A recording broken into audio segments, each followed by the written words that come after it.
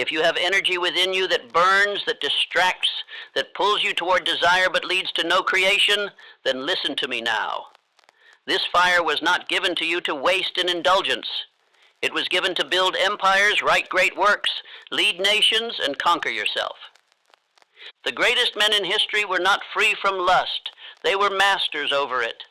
They took the very power that ruins the common man and transmuted it into vision, enterprise, and immortality.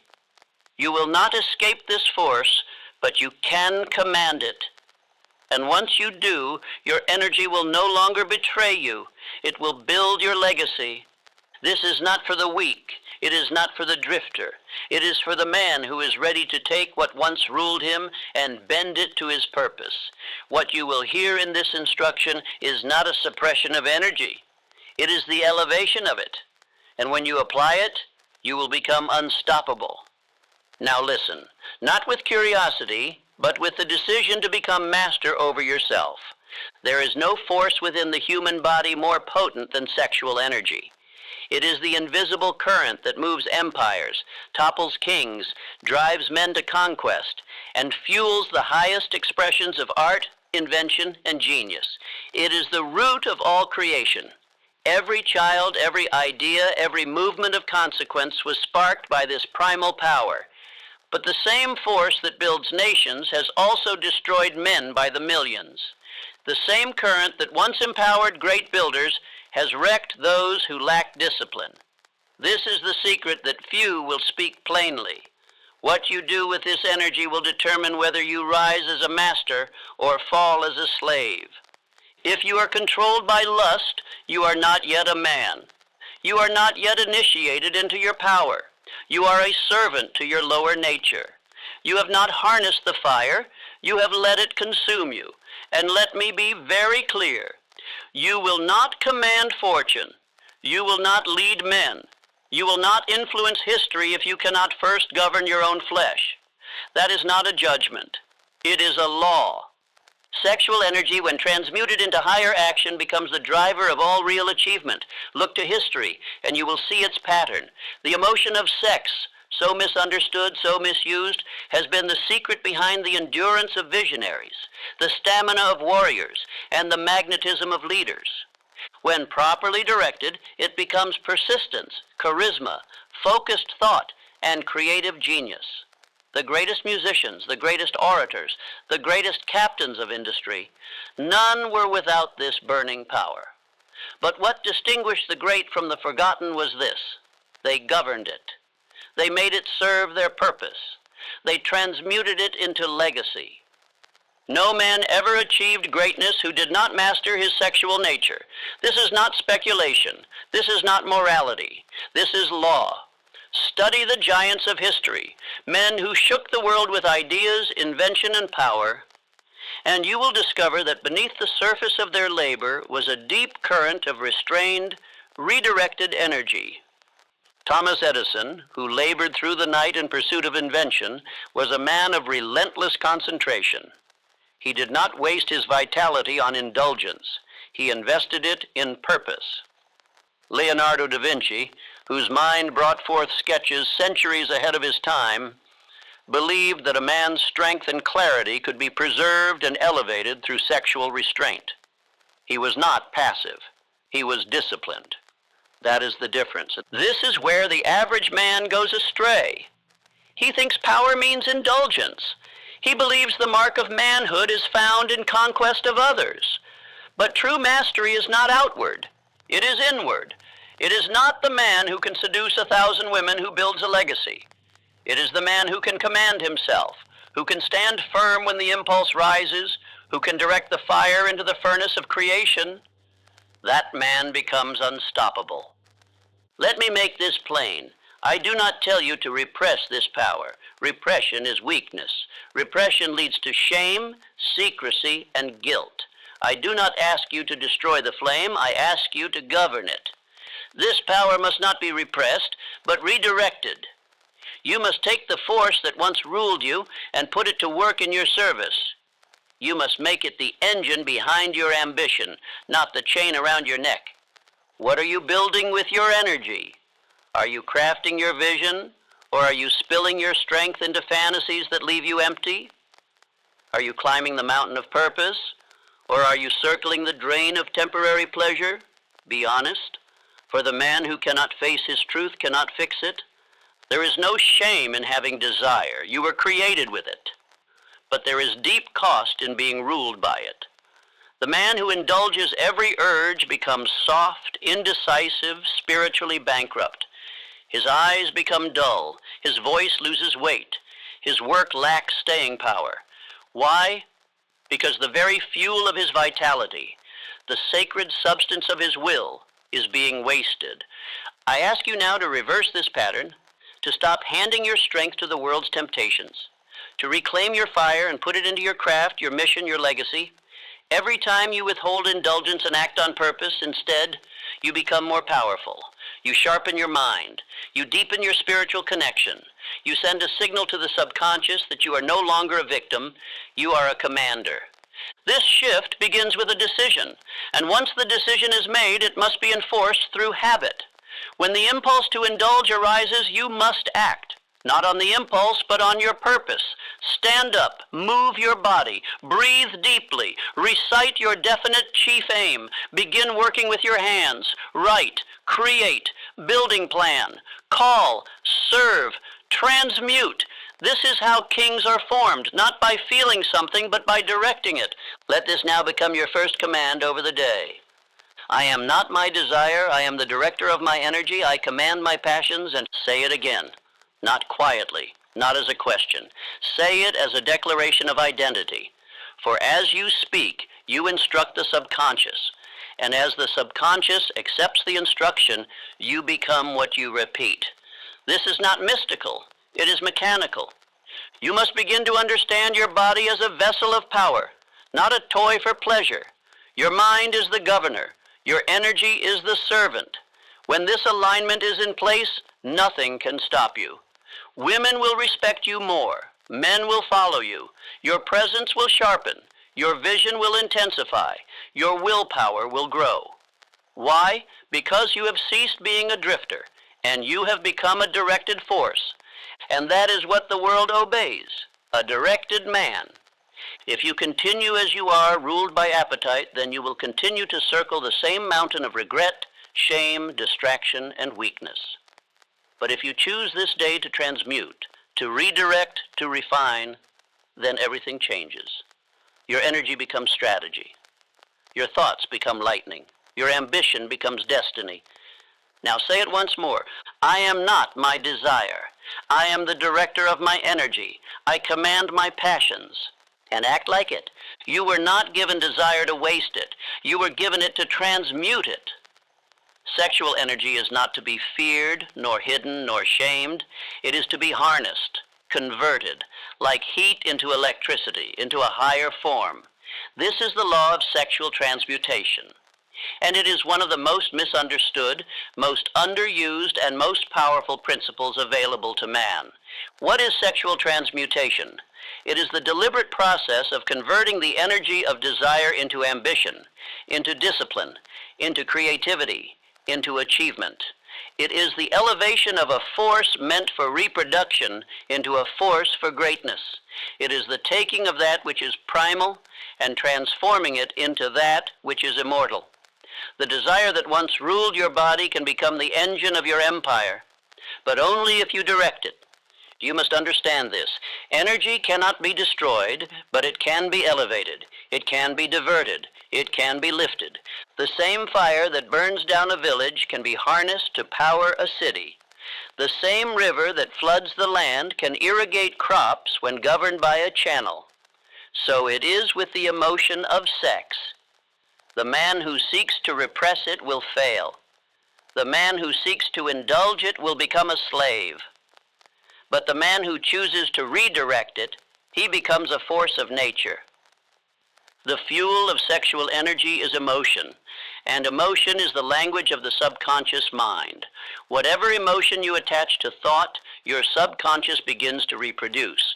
And so the man who consumes lustful imagery, who rehearses indulgent fantasy, who indulges in pleasure without purpose, is programming weakness into his own system. He is clouding his clarity. He is lowering his power. He is diffusing the very force that was meant to elevate him. His mind becomes distracted. His will becomes soft. His vision becomes vague. But the man who transmutes, who takes that emotion and attaches it to his definite chief aim, he becomes sharp, strong, focused, and unstoppable. His mind receives the charge of energy and uses it to build. His emotions begin to support, not sabotage. His subconscious, trained by discipline, begins to work day and night toward his chosen destiny. The fire no longer burns him, it carries him. Now here is the principle that must become law in your life. Transmutation begins with attention. What you look at, you feed. What you dwell upon, you become.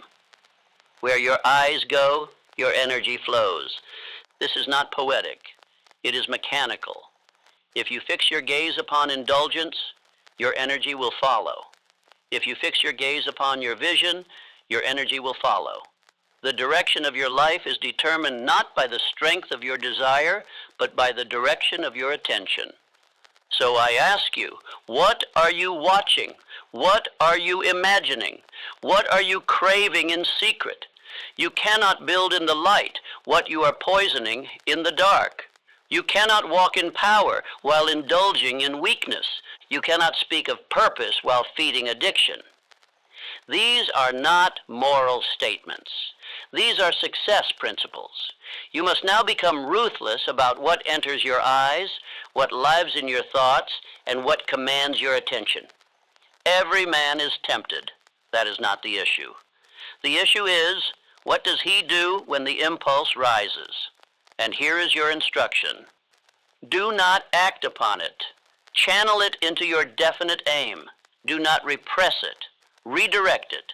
When the fire rises in you, do not let it burn down your discipline. Turn it toward your work, toward your craft, toward your family, toward your physical training, toward your voice, toward your vision. Write, speak, building move. Do not lie still and be ruled. Stand up and rule. You must become the conductor of this power, not its prisoner. And when the moment of temptation comes, do not wait. Act immediately toward your aim. Speak it aloud, write it down. Call someone who sharpens you. Begin a task that demands focus. Walk into the cold air, breathe deeply. Recite this command until your lower self bows to your higher calling. I am not my desire. I am the director of my energy. I command my passions. This must become your internal law, the automatic command of your soul, because the war is not just external, it is inside your thoughts. And he who wins there wins everywhere. You must no longer drift into indulgence and call it being human. You are not just a body. You are a builder, a thinker, a leader. And the men who shape history are not the ones who follow every impulse. They are the ones who master it. Look to the giants of progress, the men who built, who forged, who changed the course of civilization. Thomas Edison trained his body to obey his mind. His appetite was governed. His schedule was sacred. His sexual energy was converted into relentless experimentation. He worked not because he had more energy than other men, but because he used it better. Look also to Leonardo da Vinci, whose journals show a man obsessed not with indulgence, but with exploration. His focus was not diluted. His energy was preserved. His thoughts became vision. His vision became art. His art became immortality. And what of you? Will your energy become evidence of your purpose, or a eulogy to your wasted potential? That is the choice. Now say it again, and say it as a king taking back his throne. I am not my desire. I am the director of my energy. I command my passions. From this day forward, your passion will no longer be spent in secret darkness. It will be invested in public discipline. Your desire will no longer be a leak. It will be the furnace that drives your work, your wealth, and your witness. And when you feel the fire rising, you will not fear it. You will transmute it. There is a war raging within every man, not with the world, not with others, but with himself. The greatest battle is not fought on fields, but in the mind. It is the quiet war between desire and discipline, between appetite and aim, between the flesh and the will. And the man who wins this war gains not just peace, he gains power. This is the lost art of self-conquest, and without it, no man becomes great. Self-mastery is the highest discipline. Every fortune, every invention, every kingdom of industry, every spiritual authority flows from this root. All riches are downstream of personal control. The man who cannot govern his own hands, his own words, his own eyes, his own impulses will never govern a business, a family, a city, or a destiny. He may possess knowledge. He may have talent. But without mastery of self, he remains a servant, tossed about by feeling, driven by appetite, enslaved by lower instincts. The truth is this: the man who cannot govern his own appetites will never govern anything greater. If your stomach rules you, you cannot rule the marketplace. If lust controls your vision, you will lose clarity in your decision. If pleasure is your compass, then legacy is not your destination. But I now offer you something higher than mere restraint. I offer you inner royalty. A man becomes king over circumstances only when he is king over himself. He does not need gold to walk with authority. He does not need a crown to act with power. His dominion begins when he disciplines his own house, his thoughts, his tongue, his time, his body. This is not a call to coldness, it is a call to kingship. You were not born to follow appetite, you were born to rule over it. Dominion is your design, but it must be proven. Hear me well. God cannot trust a man with dominion until he has proven dominion over self. The riches of life, both material and spiritual, are not given to the undisciplined. They are entrusted to those who have trained their emotions to serve their mission. Look to Henry Ford, the great builder of industry. His vision was not born in indulgence, but in restraint. While others were chasing sensation, he was mastering efficiency. He understood that time wasted is life forfeited. His focus was sharp. His decisions were quick. His habits were consistent. Ford was not perfect, but he was governed. And because of that, he governed an empire.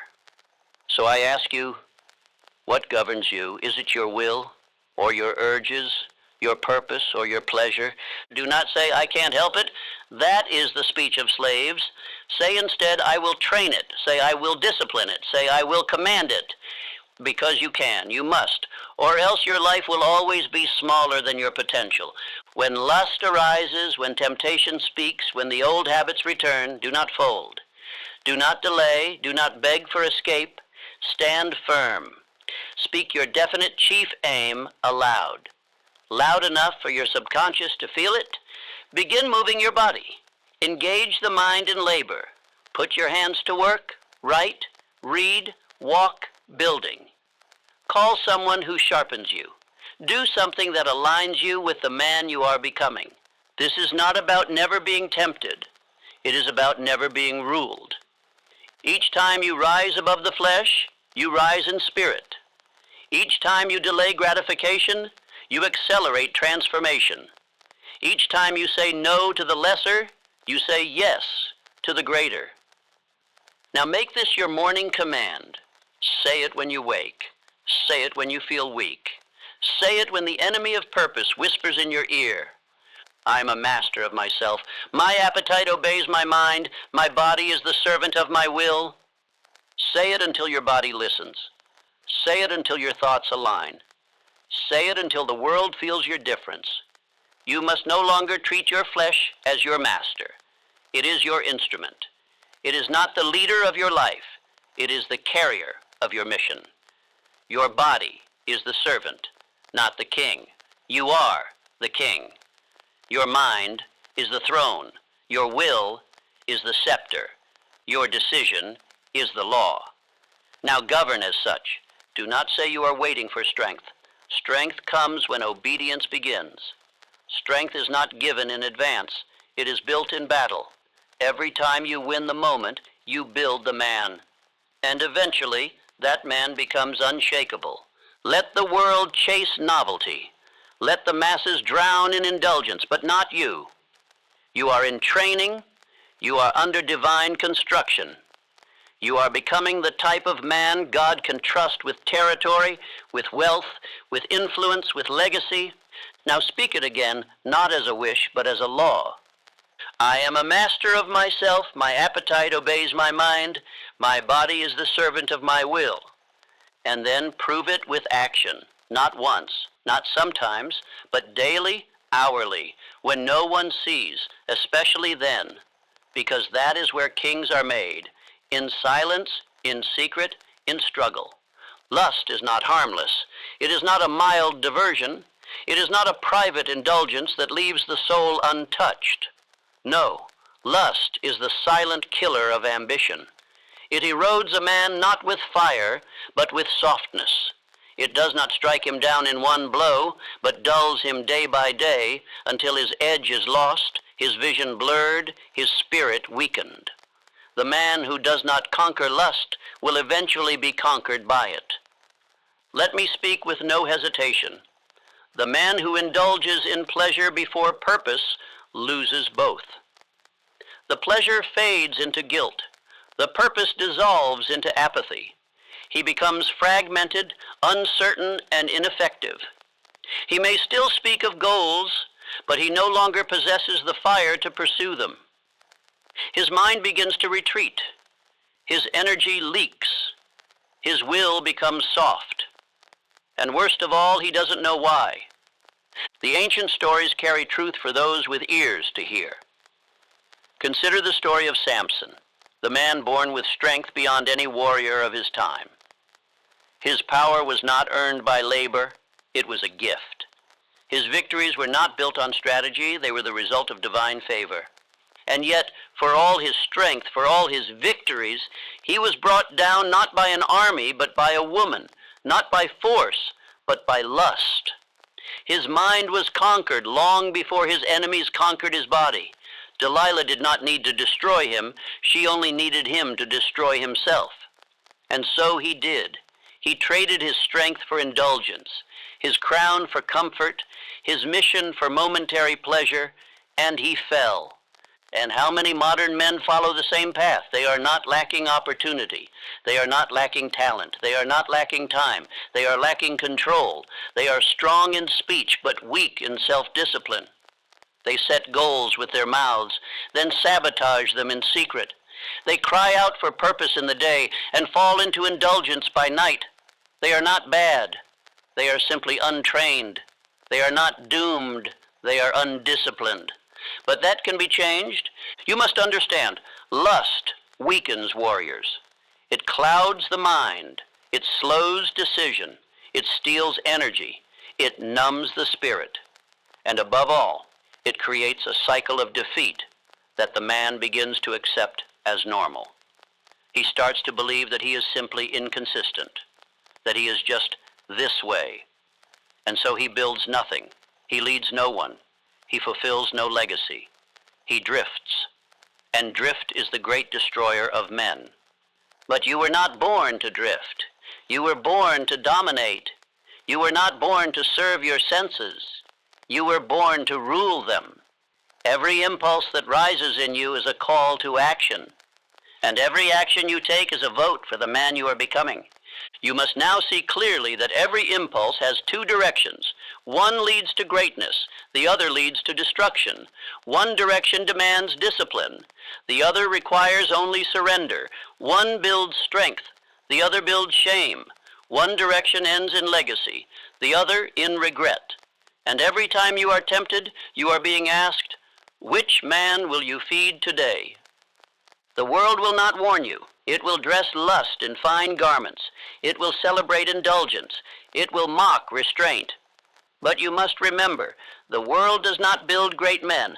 It devours them. If you wish to rise above it, you must live by a higher law. Now you may say, but the pleasure feels real. And yes, it does.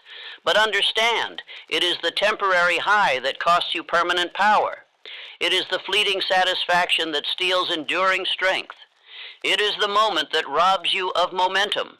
It is the softness that kills the spirit of the warrior.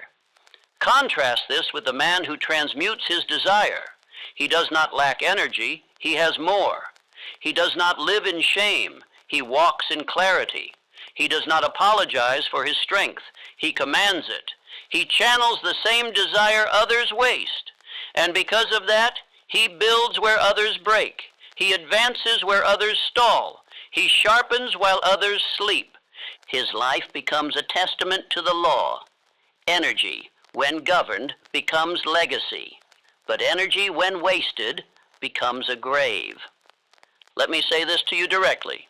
You are not weak. You are simply undirected. You have not yet trained the impulse. You have not yet stood firm in the fire. But that changes today, not through struggle alone, but through substitution. Do not merely resist. Replace. Replace indulgence with labor. Replace fantasy with strategy. Replace sensation with service. Replace secrecy with structure. Replace softness with strength. And how do you begin? With decision, with obedience to your definite aim, with morning rituals that anchor your mind, with hourly reminders that your body serves your mission, not the other way around, and with spoken words that instruct your subconscious mind to support your transformation. Say this now, and say it with certainty, not as a man begging for change, but as a man declaring it. I do not pursue sensation. I pursue strength. I do not live for appetite. I live for purpose. Say it again. I do not pursue sensation. I pursue strength. I do not live for appetite. I live for purpose. Let this be your vow, and let every day be a proof of it. There is no shame in your temptation. There is only danger in surrender. There is no judgment in your past. There is only responsibility for your future. And the man who rises above lust is the man who becomes master, not just of himself, but of his future, his fortune, and his legacy. You will not be perfect, but you will be governed. You will not be without temptation, but you will not be ruled by it. You will not always feel strong, but you will act strong. And in time you will become unbreakable. Because lust may destroy kings, but the man who conquers it will rule kingdoms of his own making. There is nothing wrong with passion. In truth, it is one of man's greatest assets. It fuels desire, sharpens focus, ignites movement, and carries him across the mountains of difficulty that would stop lesser men. But hear me well, passion without purpose becomes perversion. It turns in on itself.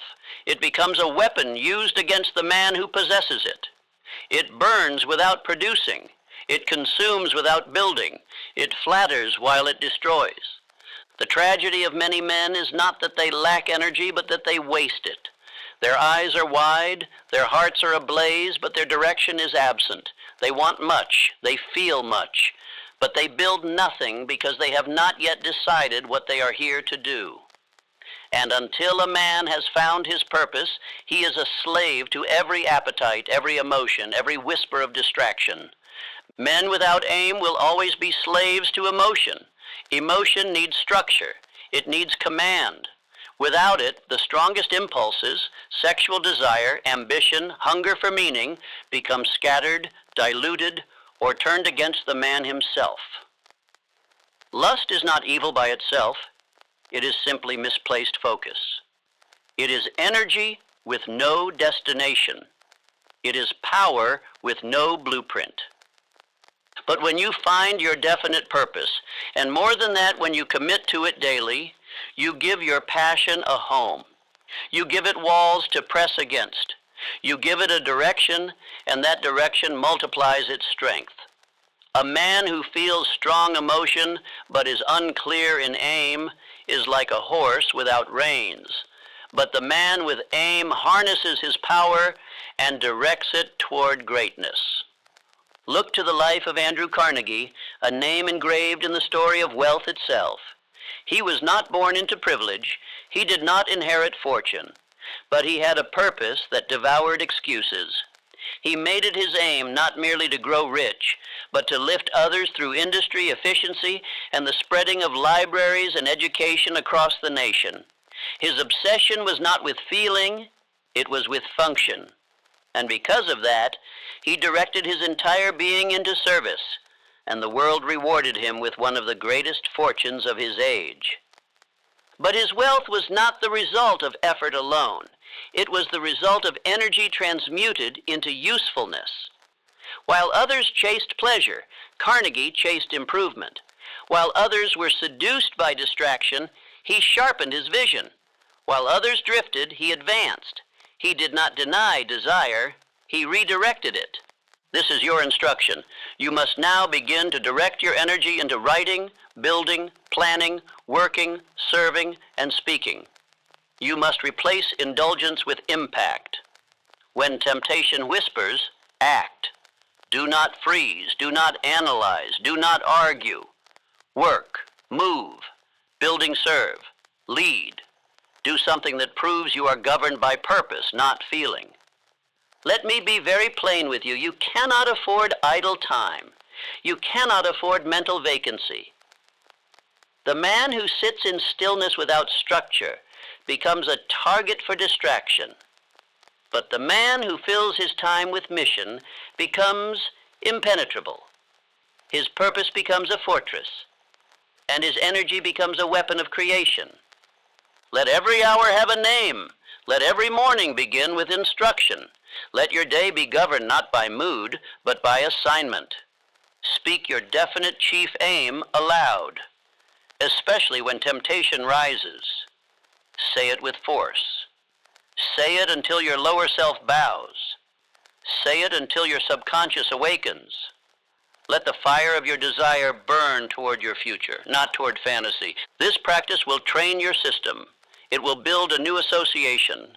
Desire equals direction. Lust equals labor. Impulse equals impact. In time, your body will respond with purpose, not indulgence, because the law of repetition will have done its work. You must now become the kind of man who is obsessed with his duty, not as a burden, but as a privilege. The man with purpose does not resent sacrifice. He glories in it. He sees every act of restraint as evidence of growth. He sees every moment of redirection as another brick in the foundation of his empire. Now speak this into your being, not softly, with authority.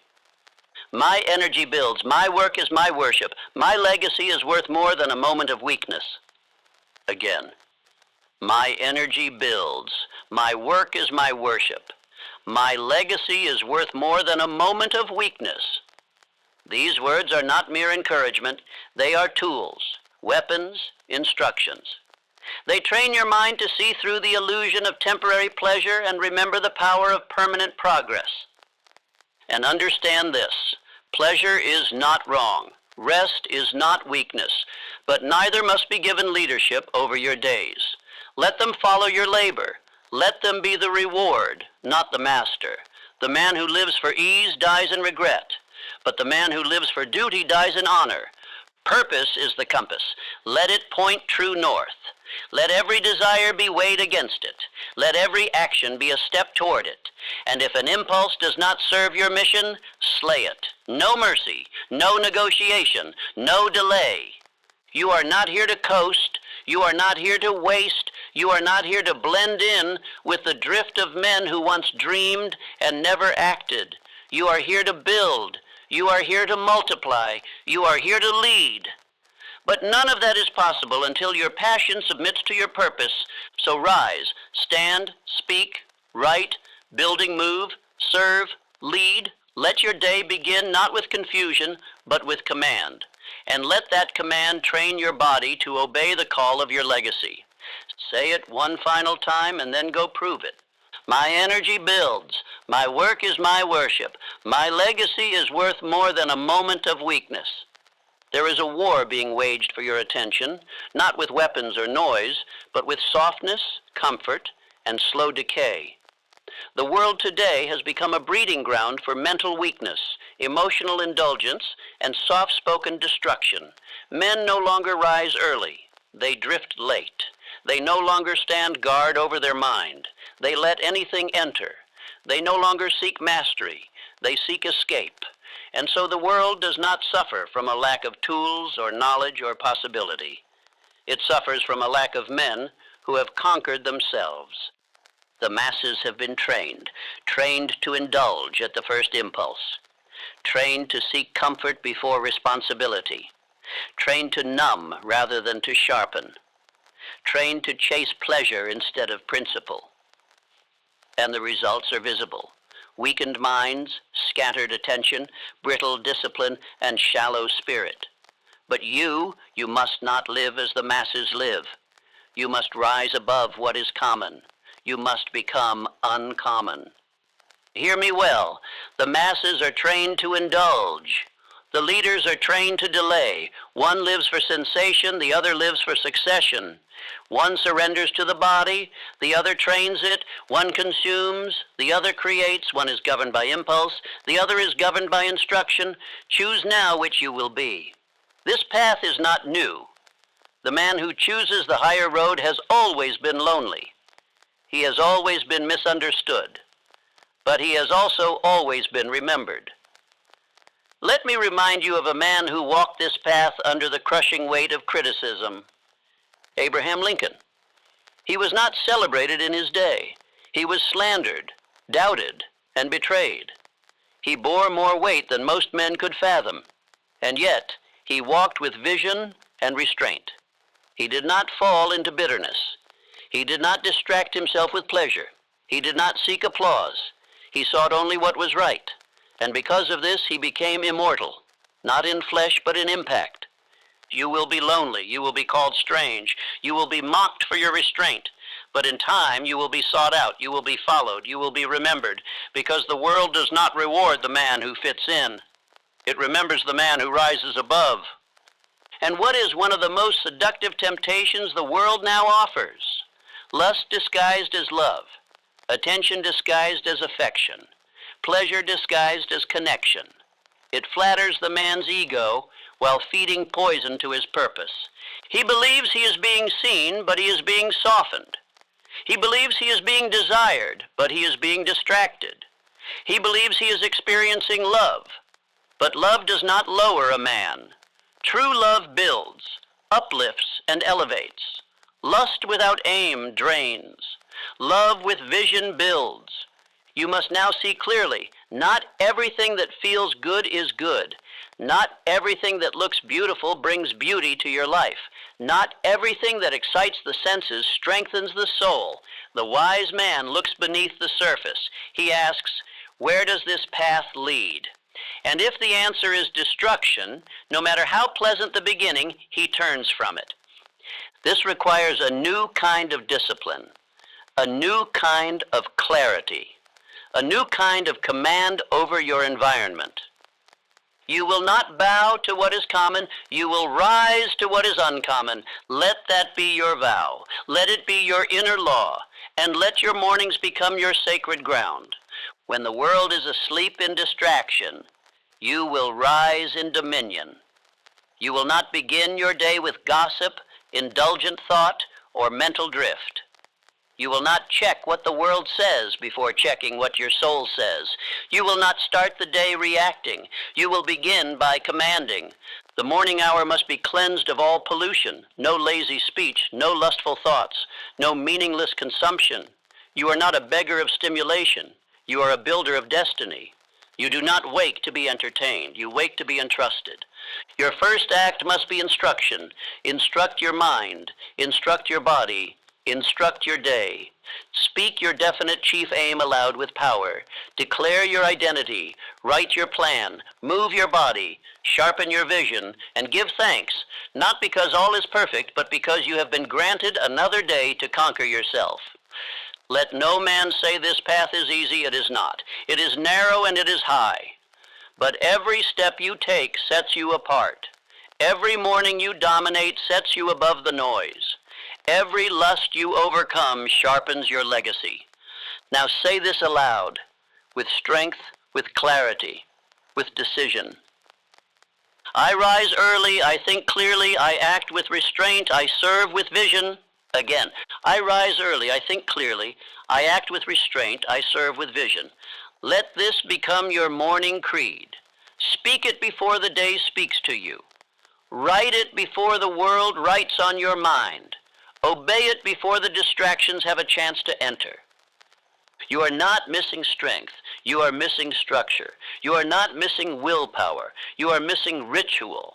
And that begins now. And when you are tempted, and you will be, remember this: the temptation is not your enemy. It is your mirror. It shows you where your weakness lives. It shows you what you must train. It shows you what you still serve. So when it rises, do not despair. Stand in it. Look it in the eye. Speak your truth aloud. Move your body. Refuse to feed it. And by doing so, you grow stronger. This world was not made for comfort. It was made for conquest. And the men who change it are not the men who float. They are the men who fight. Not with the world, but with themselves. Now rise, cleanse your hour, refuse what is common, and walk boldly into what is uncommon. Say it once more. I rise early. I think clearly. I act with restraint. I serve with vision. The building of a legacy is no casual affair. It is not born of scattered hours and borrowed strength. It is not built in between distractions or stitched together with half-hearted effort. No, a legacy is carved by sustained, directed energy. The kind of energy that does not drift, the kind that does not waste, the kind that remains even when emotion fades, even when applause disappears, even when pleasure calls for attention. A man's future is not shaped by what he dreams, but by what he gives his energy to daily. And here lies the brutal truth. Every act of indulgence steals from your legacy. Every time you feed lust instead of purpose, you are not only losing a moment, you are forfeiting a piece of your power. Your spiritual stamina, your mental clarity, your emotional depth, your creative fire, all of it is depleted when your energy is given to that which does not build. What you waste in lust could have written books, led nations, built fortunes, and shaped destiny. That which leaves you hollow could have been the force behind your impact. Do not tell me you lack time. Do not tell me you lack energy. Tell me where you are spending it. A man's energy is his life force. His attention is wealth. His focus is the compound interest of greatness. Every unit of attention you give is either compounding or evaporating. It is building the next chapter of your life or dissolving your strength in silence. Every hour you give to indulgence is one less hour your legacy will be remembered for. This is not poetry. It is accounting, and your destiny will be tallied by it. Let us take an example. John D. Rockefeller, the man who, by the laws of labor, focus, and control, became the richest man of his era. He did not rise through chaos. He did not climb through indulgence. He built through discipline, silence, precision, and sacrifice. He was not seduced by the glitter of distraction. He was obsessed with order. His journals were filled. His schedule was guarded. His hours were sacred. He did not give his life to appetite. He invested it into a vision. That is why he rose. Rockefeller, like Carnegie, Ford, and Edison, understood that energy is not infinite. It must be placed with care. It must be guarded with conviction. It must be channeled into something greater than the flesh. It must serve something eternal. You too must now become a guardian of your energy. You must be deliberate in every act, aware of every drift, relentless in every redirection. You must no longer spill your strength to feed a moment's sensation. That moment is not worth your legacy. It never was. And when the temptation comes, and it will, you must be ready to act, not later, not when it passes. Now immediately, with force. Walk. Breathe deeply. Write your goals. Speak your definite chief aim aloud. Work with your hands. Pray aloud. Move your body. Rouse your mind. Command your spirit. Do not lay still and negotiate. Do not sit and contemplate. Act. Building move. Replace. Redirect. This is how kings are forged, not by wishing temptation away, but by fighting it with superior force. This is the law. You do not overcome the lower self by argument. You overcome it by action. When you act, you starve the indulgence. When you move, you regain control. When you work, you create value, and value is the opposite of vanity. Now etch this law into your being. Let it burn away every excuse you have ever used to waste your power.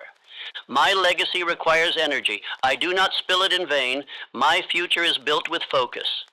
Say it again, not as a chant, but as a declaration of war. My legacy requires energy. I do not spill it in vain. My future is built with focus. And now act accordingly. Do not confuse pleasure with peace. Do not trade destiny for desire. Do not hand over your inheritance for a bowl of comfort. You are not here to be numb. You are here to be remembered. You are not here to float. You are here to forge. You are not here to consume.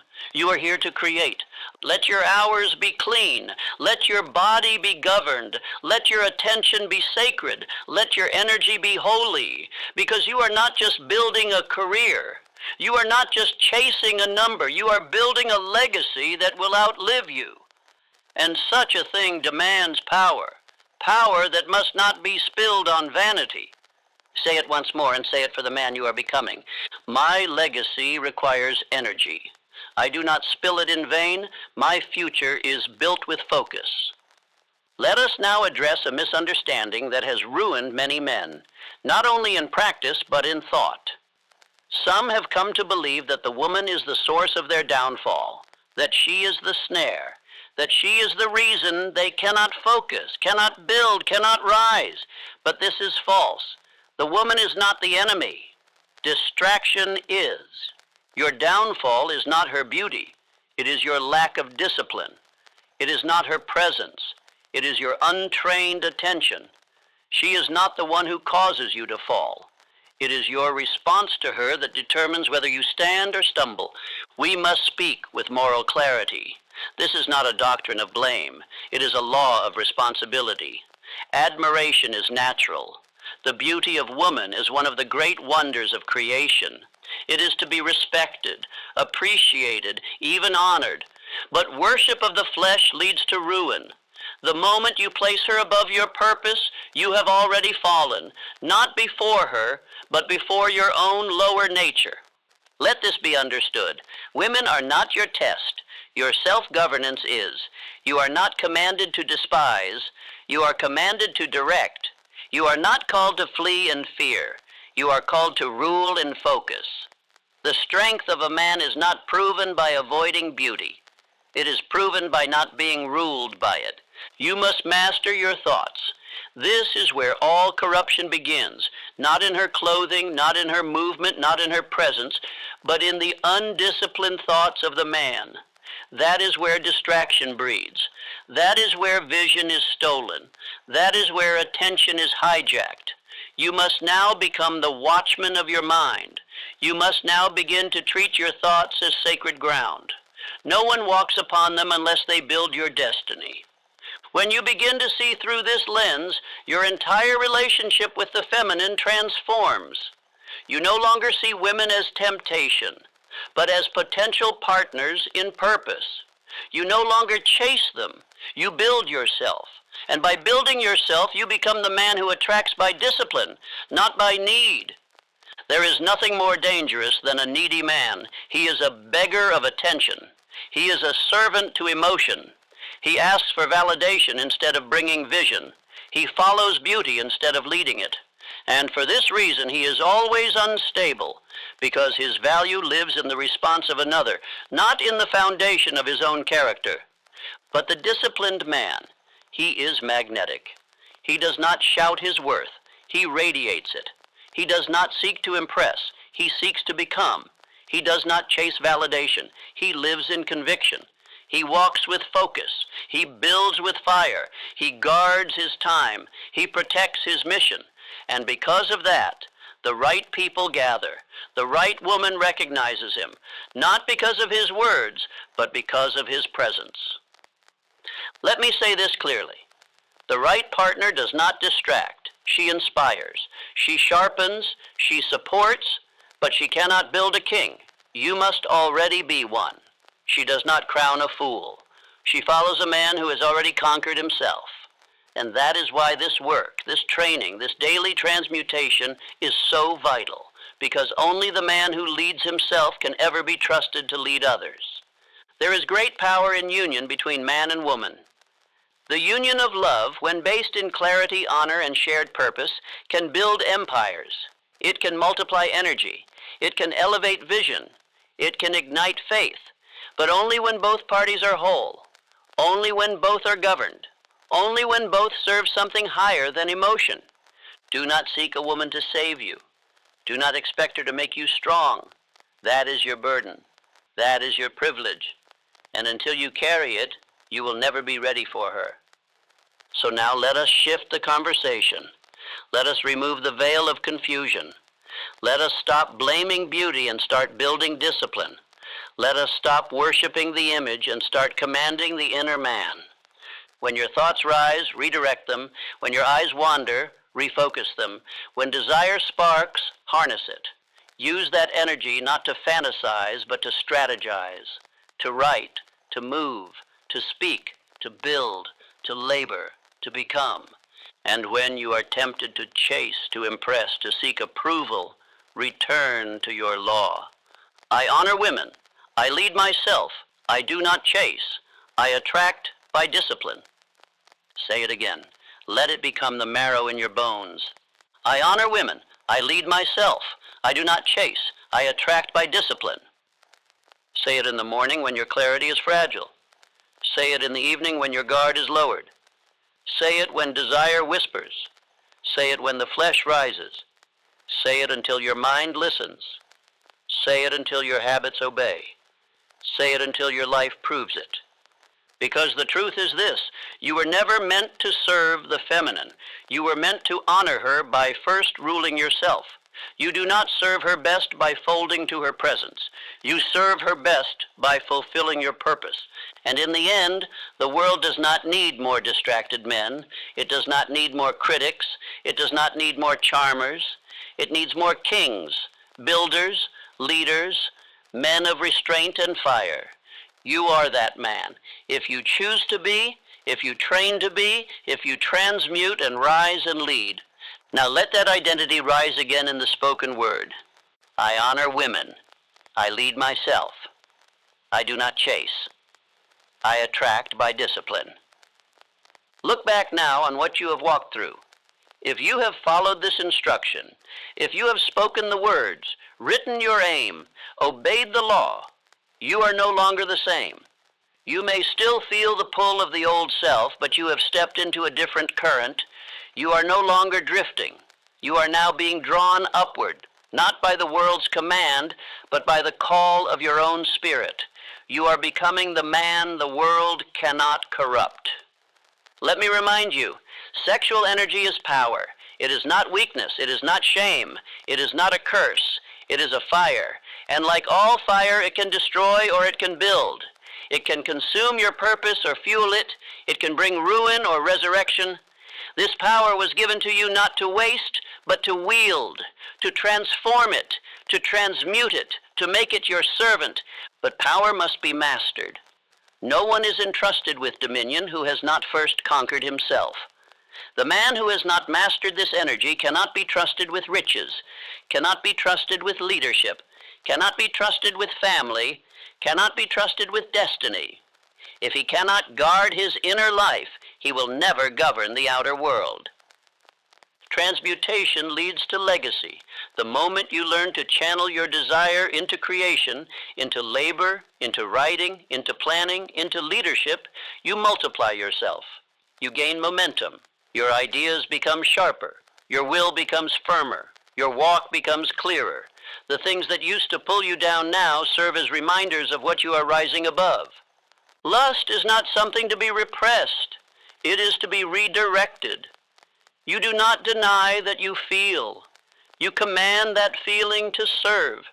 You do not pretend it is not there. You train it to move with you, not against you. You are not called to kill your passion.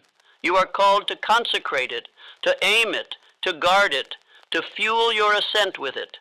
Purpose is greater than impulse. The man who lives by impulse is always a slave, never a leader. But the man who holds to his purpose in the heat of temptation is already a king. He may not yet wear the crown, but he has earned it, because the crown belongs not to the loudest voice, or the most charm, or the quickest wit. It belongs to the man who endures, to the man who does not fold, to the man who stands firm when it would be easier to fall. And that is why discipline births kingship, not education, not status, not fortune, but discipline. Quiet, relentless, private, daily discipline. Discipline in thought, discipline in word, discipline in habit, discipline in solitude, discipline when no one sees, because it is in the dark where greatness is born. You are no longer the man who needs to be watched. You are no longer the man who falls when no one is near. You are no longer the man who chases comfort and complains of consequence. You are in training. You are in the furnace. You are being built. And the longer you stay, the stronger you become. This is the price of greatness. This is the path of immortality. This is the calling of the uncommon. So now stand before your day, stand before your weakness, stand before your thoughts and command them, not in passivity but in power, not in emotion but in instruction. The world tempts, the weak collapse. But you are not weak. You are not common. You are in training for greatness. Your appetite is being refined. Your attention is being sharpened. Your thoughts are being purified. Your energy is being multiplied. Your purpose is being revealed. Your presence is changing. You do not need applause. You do not need permission. You do not need to feel ready. You need only to act according to your law, to rise early, to speak your aim, to work your plan, to guard your mind, to walk with honor, to build with fire, and to never again apologize for the greatness you were born to carry. Now repeat this final command, not as a phrase, but as your creed. Speak it with reverence. Speak it with might. Speak it with certainty. And let your life begin to match it. I transmute lust into legacy. I conquer myself daily. I live by law, by honor, by decision. I am becoming the man God intended. Again, I transmute lust into legacy. I conquer myself daily. I live by law, by honor, by decision. I am becoming the man God intended. Say it tomorrow. Say it a year from now. Say it when you feel weak. Say it when you feel strong. And in time you will no longer be speaking to become. You will be speaking as the man who already is.